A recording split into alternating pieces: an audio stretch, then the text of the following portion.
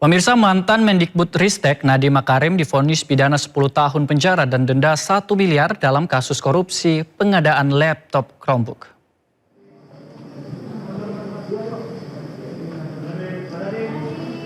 Dalam sidang vonis yang digelar hari ini, hakim menyatakan Nadiem Makarim terbukti melakukan tindak pidana korupsi secara bersama-sama sesuai dakwaan jaksa.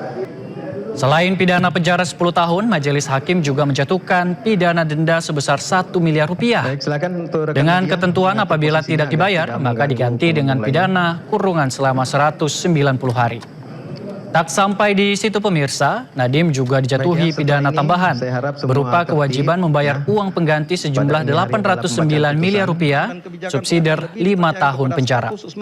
Sebelumnya Nadiem dituntut 18 tahun penjara atas perkara yang menjeratnya. Nadiem juga dituntut membayar uang pengganti dengan total 5,6 triliun. Menimbang bahwa menyatakan terdakwa Nadiem Anwar Makarim tidak terbukti secara sah dan meyakinkan bersalah melakukan tindak pidana sebagaimana dalam dakwaan primer. 2. Membebaskan terdakwa oleh karena itu dari dakwaan primer tersebut. 3. Menyatakan terdakwa Nadiem Anwar Makarim telah terbukti secara sah dan meyakinkan bersalah melakukan tindak pidana korupsi yang dilakukan secara bersama-sama sebagaimana dalam dakwaan subsidiar. 4. Menjatuhkan pidana kepada terdakwa oleh karena. Ya, pemirsa, menanggapi vonis yang dijatuhkan kepadanya, Nadiem Makarim menyatakan akan mengajukan banding. Nadiem juga menyebut dirinya divonis dengan fakta-fakta yang tidak masuk akal. Untuk membuka semua kejujuran yang telah kami lakukan, semua niat baik yang telah saya dan tim saya lakukan di masa kementerian sudah kita jelaskan.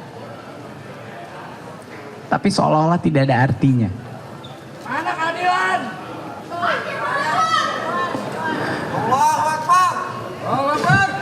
Saya tentunya akan terus berjuang. Demi anak-anak saya, demi keluarga saya, demi seluruh negara Indonesia yang saya masih cintai. Saya akan berjuang. Saya akan segera melaksanakan naik banding untuk terjuang demi kebenaran, demi anak-anak muda, demi profesional yang di luar sana, demi semua orang jujur yang dikriminalisasi. Saya tidak akan berhenti. Mohon doa, mohon dukungan, mohon suara Anda, dan mohon Kita beralih ke informasi selanjutnya pemirsa. Di Retskrimum Polda Metro Jaya memeriksa selebritas Karin Hanovilda atau Awkarin sebagai saksi dalam kasus dugaan penipuan agen perjalanan umroh Hanania Group. Makasih ya. Makasih banyak ya. Awkarin datang ke Ditreskrimum Polda Metro Jaya didampingi kuasa hukumnya pada Senin pukul 16.30 waktu Indonesia Barat. Awkarin diperiksa selama lebih kurang 3 jam dan dicecar 33 pertanyaan. Dalam agenda pemeriksaan tersebut, Awkarin menjelaskan perihal kerjasamanya dengan pihak Hanania Travel. Awkarin mengaku menerima uang saku selama perjalanan umroh sebesar 10 juta rupiah, namun sudah dikembalikan ke penyidik. Kami bekerja sama itu sekitar 2 tahun yang lalu dan mungkin kita nggak tahu pastinya seperti apa, itu penyidik yang tahu untuk aliran dana atau apapun yang digunakan pada saat waktu kami di-endorse atau barter pada saat waktu 2024 ke silam. Itu adakah aliran dana atau apapun itu, apakah uang segala macam itu untuk endorse kita dari jemaah atau apapun itu, kami tidak tahu menahu dan lebih baiknya kita ikut dan kawal aja kasus ini, kita percayakan pihak kepolisian aja. Sebelumnya sejumlah influencer juga diperiksa Polda Metro Jaya terkait kasus tersebut. Mulai Keno Angelo, komika Prasteguh Paula Verhoeven, hingga pasangan Aliyah Mas Said dan Thorik Halilintar, Dara Arafah hingga Davina Karamoy. Polda Metro Jaya sendiri telah menetapkan bos Hanania Travel Ahmad Syah Farhan atau ASF sebagai tersangka kasus dugaan penipuan dan penggelapan dana perjalanan umroh. Ia dijerat pasal dugaan penipuan dan atau penggelapan dan atau tindak pidana pencucian uang. Tim Liputan iNews melaporkan. Pemirsa, jenazah Dr. Eliza Prinsila Utami Pakainoni atau Dr. Ica dimakamkan di Kupang, Nusa Tenggara Timur.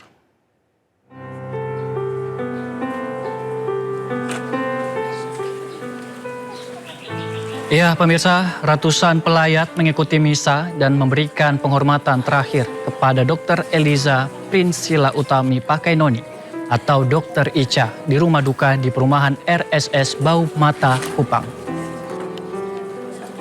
Jenazah kemudian diberangkatkan menuju TPU Liliba menggunakan ambulans. Dr. Ica mengakhiri hidupnya setelah depresi akibat diintimidasi 3 anggota DPRD Kabupaten Timur Tengah Utara saat menangani pasien anak terkena gigitan ular di RSU Leona Kefameananu.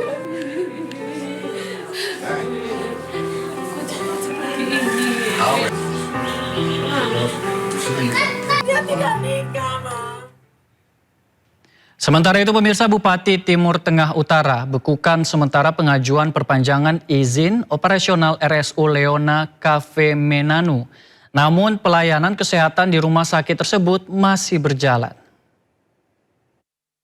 Ya, memang kemarin saya perintahkan untuk ditunda, dicabut dulu, dan untuk perpanjangan sementara saya pending sampai dengan masalah ini selesai. Tapi untuk pelayanan publik tetap berjalan, izin operasionalnya yang sementara kita belum melakukan untuk approve untuk perpanjangan. Sementara saya perintahkan di. Pemirsa, Badan Kehormatan DPRD periksa anggota Dewan Timur Tengah Utara, Nusa Tenggara Timur yang diduga melakukan intimidasi pada Dr. Ica. Sementara anggota DPRD Kabupaten Timur Tengah Utara, Nusa Tenggara Timur yang namanya terseret dalam kasus kematian Dr. Ica buka suara. Ya, melakukan pemanggilan. Setelah itu kita mulai penyelidikan, verifikasi dan klarifikasi. Setelah itu baru kita masih ada bukti-bukti lain, baru kita menemukan kalau memang itu hanya sebatas pelanggaran kode etik, tentu pasti akan ada sanksinya. Kalau memang ada ditemukan unsur pidananya, mungkin itu kami akan dilimpahkan atau rekomendasi kepada pihak yang berwajib. Mungkin ini saja yang saya sampaikan. Pada tanggal 13 Juni 2026, saya menghadiri kegiatan arisan istri-istri anggota DPRD TTU di Kecamatan Insana. Setelah kegiatan selesai, saya pulang dan menumpang kendaraan bersama 2 rekan anggota DPRD dan salah satu istri anggota DPRD. Salah satu rekan DPRD ikut dalam perjalanan dari Insana ke Kefa untuk menjenguk ponakannya yang terkena gigitan ular berbisa dan sedang dirawat di Rumah Sakit Leona. Dalam perjalanan pulang, saya pun ikut membesuk karena ponakannya sementara dirawat di instalasi gawat darurat. Jadi kehadiran saya di rumah sakit bukan merupakan kunjungan yang direncanakan sebelumnya. Saya ikut bersama rombongan karena kebetulan pulang bersama mereka. Sesampainya di rumah sakit, 2 rekan saya terlebih dahulu masuk ke ruangan perawatan. Sementara saya masih berada di depan IGD berbincang dengan istrinya anggota DPRD. Ketika masuk ke ruangan IGD, saya melihat perdebatan. Pemirsa, Kementerian Pertahanan akhirnya mengubah kurikulum program Sarjana Penggerak Pembangunan Indonesia. Latihan yang awalnya merupakan latihan dasar militer untuk calon manajer koperasi desa berubah menjadi latihan bela negara dan manajerial. Ya, pemirsa, perubahan kurikulum ditetapkan menyusul evaluasi penyelenggaraan program. Para peserta program SPPI kini lebih banyak mengikuti materi kepemimpinan, disiplin kerjasama, kawasan kebangsaan, dan juga manajerial. Hal ini sebagai bekal menjadi calon pengelola koperasi desa, kelurahan, dan kampung nelayan Merah Putih. Kemenhan juga membantah adanya pelatihan militeristik dalam program ini. Kegiatan fisik yang diberikan hanya berupa latihan dasar kedisiplinan.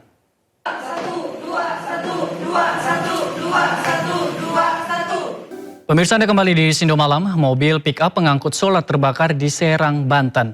Api yang berkobar membuat pengguna jalan panik.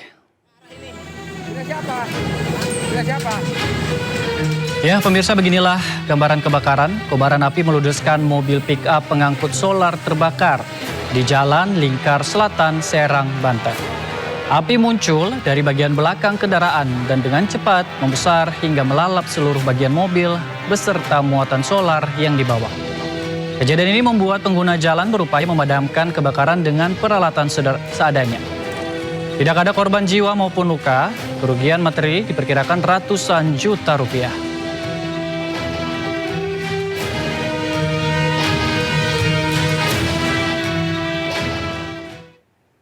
Kita beralih ke informasi lainnya, pemirsa. Di luar gedung Pengadilan Tipikor, massa yang terdiri dari pengemudi ojek online menggelar unjuk rasa sejak pagi.